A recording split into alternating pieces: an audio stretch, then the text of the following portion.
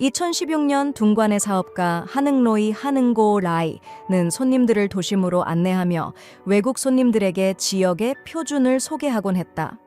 그날 밤 하는 손님들을 둥관에서 가장 유명한 노래방 KTV로 데려갔다. 이곳은 오랜 역사를 가진 성매매 서비스가 있는 곳이다. 여기서 고객들은 매춘부와 수십 명의 아름다운 중국 소녀들 중에서 선택할 수 있다. 중국 외에도 고객들은 일본, 한국, 심지어 러시아 소녀들도 선택할 수 있다. 러시아 소녀들이 가장 비싼 편이다. 여러분은 한두 명을 선택하고 함께 노래 부르고 즐기면 돼요. 그런 다음 위층 방으로 올라가서 하고 싶은 걸 하면 됩니다. 성관계는 아니고 그냥 비즈니스일 뿐이에요. 하는 부드러운 목소리로 말했다. 둥관은 오랫동안 중국에서 죄악의 도시로 알려져 있으며 700만 명의 인구 중 10%가 성매매를 하고 있다고 전해진다. 둥관의 전형적인 매춘업소는 광고 간판이 없다. 오직 검은 까마귀라는 별명을 가진 포주가 입구에 서 있을 뿐이다. 철제문 뒤에는 5층짜리 단독 주택이 있다. 아름다운 6명의 소녀들이 손님을 기다리며 소파에 앉아 있다. 그들은 넌 불빛 아래에서 라면 몇 그릇을 급하게 먹고 있다. 어두운 조명과 밝은 조명이 혼합되어 장면은 몽환적으로 보인다. 경찰이 방해하지 않을 거예요. 검은 까마귀가 말했다. 그는 스웨덴 축구팀의 유니폼을 입고 있으며 즐거움을 위해 $50를 요구합니다. 라고 말했다. 홍콩의 남중국 모닝포스트에 따르면 둥관에는 약 50만 명에서 800만 명의 성매매 종사자가 있다고 추정하고 있다. 많은 아내들이 남편이 둥관에 가서 일하는 것을 알고 걱정합니다. 2009년 둥관의 전직 공무원 리우치강이 말했다. 2014년 2월 6천 명의 경찰이 단속을 시작한 이후 둥관에서의 비즈니스는 예전처럼 쉽지 않다. 최소 2,000개의 호텔과 마사지 업소가 폐쇄되었다. 밤 12시에 시장장이 닫혀요. 30세 정도로 보이는 한 포주가 말했다. 그녀는 섹시한 빨간 드레스를 입고 있었다. 필요하다면 $25에 2명을 구해줄 수 있어요. 강력한 단속 기간 이후 둥관의 오랜 성매매 활동은 지하 세계로 전환되었다. KTV의 2층에서 2명의 섹시한 여성 종업원이 손님에게 다가온다. 그들 뒤에는 다른 소녀들이 대기 중이다. 약 300위안 100만 동 이상으로 고객들은 소녀들과 함께 술을 마시고 담배를 피울 수 있다. 1200위안이면 소녀들이 고객의 요구에 부응한다. 저는 결혼했고 22개월 된 아들이 있어요. 28세의 한 여성이 둥관에서의 세 번째 근무일에 대해 말했다. 그녀는 성씨가 락이라고 말했다. 남편과 부모님은 제가 여기서 일하는 것을 모르세요. 락은 마카오에서 도박으로 패한 후 이 세계에 발을 들였다고 밝혔다. 너무 큰 빚 때문에 직업을 바꿔야 했다. 저는 다른 선택이 없어요. 락은 말했다. 2만 원이나 3만 위안을 벌어서 카지노로 돌아가고 싶어요. 장시성에서 온 한 소녀인 송통은 친구에게 소가 노래방에 팔려왔다고 밝혔다. 제가 둥관에 배에 올 때까지 제가 뭘 해야 하는지 몰랐어요. 송은 자신이 19세라고 주장했지만 데일리 텔레그래프의 기자는 그녀가 15세 또는 16세라고 추정했다. 린린린린이라는 20세 정도의 소녀는 구이저우성의 작은 마을에서 둥관으로 이주했다. 그녀는 장난감 공장에서 일한 후 쉽게 돈을 벌기 위해 마사지 업소로 이직했다고 밝혔다. 가족을 돕기 위해 더 이상 선택의 여지가 없어요. 린린이 말했다. 2016년 1월 16일 중국 광둥성 둥관시는 성매매 단속을 위한 특별 캠페인을 44일 동안 시작했다. 이 캠페인은 2014년 2월 첫 번째 단속 후 2년 만에 실시되었으며 보고서에 따르면 사회 분위기와 비즈니스 환경을 정화하는 데 효과적이었다. 이전에는 둥관이 중국 최대의 홍등가로 알려져 있었다.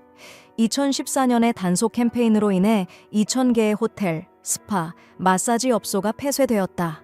수천 명이 체포되었으며 그 중에는 성매매 중개인과 운영자, 부패한 고위 관료와 경찰도 포함되어 있었다.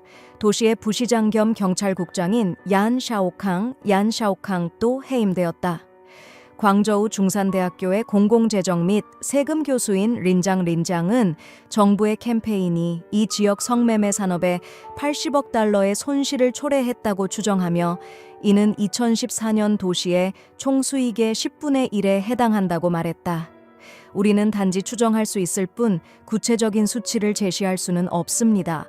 라고 그는 덧붙였다. 하지만 이후 조사에 따르면 이 범죄 산업은 완전히 사라지지 않고 단지 공개적이지 않고 활발하지 않을 뿐 지하 활동으로 전환되었다. 둥관에 도착한 외부 기자는 택시기사 00으로부터 당신은 너무 늦게 왔습니다.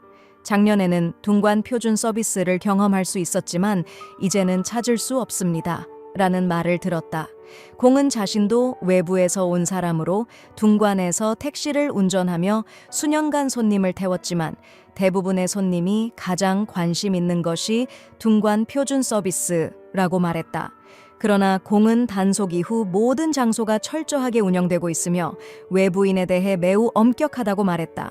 너는 외부인이라 혼자서는 서비스를 찾을 수 없다. 반드시 우리 같은 사람을 통해야 한다. 공이 말했다. 공은 정부의 단속이 자신의 수입에도 큰 영향을 미쳤다고 밝혔다. 예전에는 8시간 야간 근무를 통해 평균 500위안 1,700만 동 이상을 벌었지만 현재는 300위안 100만 동 이상밖에 벌지 못한다고 말했다.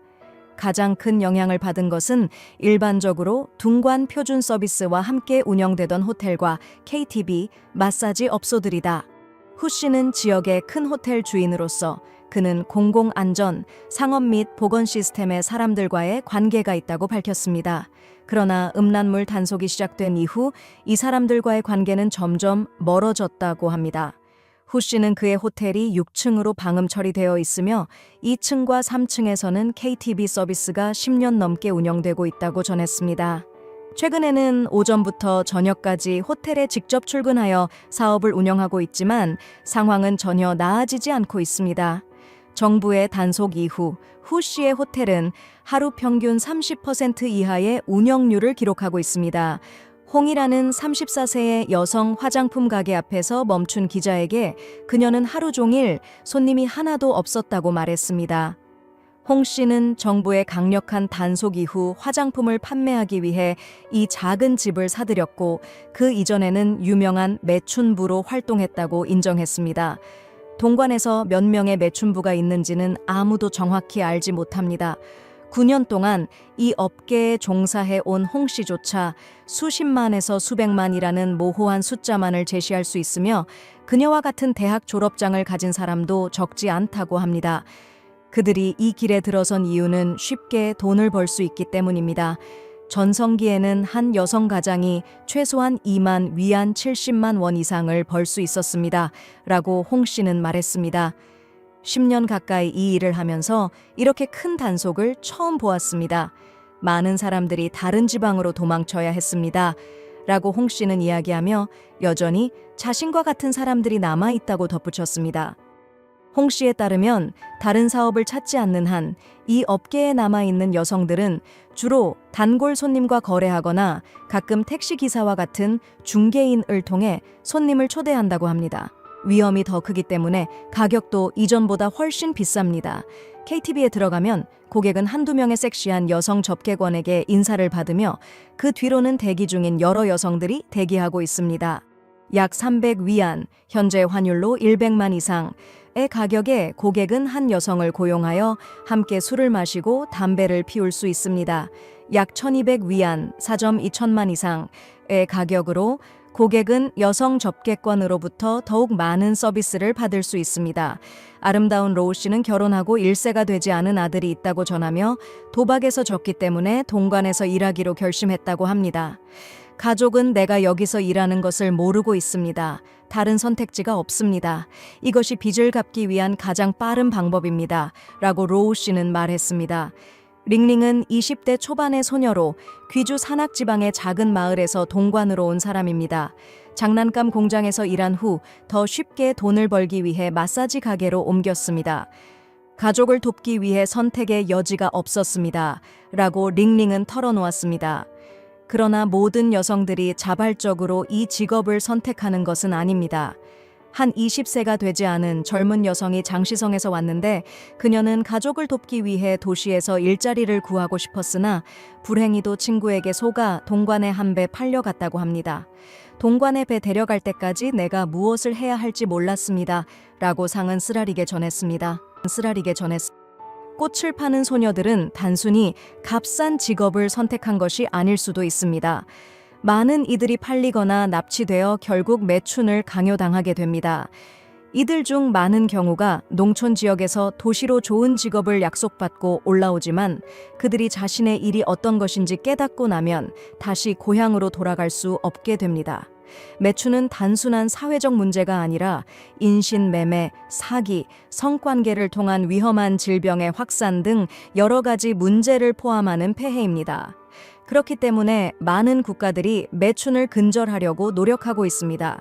그러나 이는 하루아침에 해결할 수 있는 문제가 아니라 오랜 과정을 통해 확고하고 강력한 노력이 필요합니다.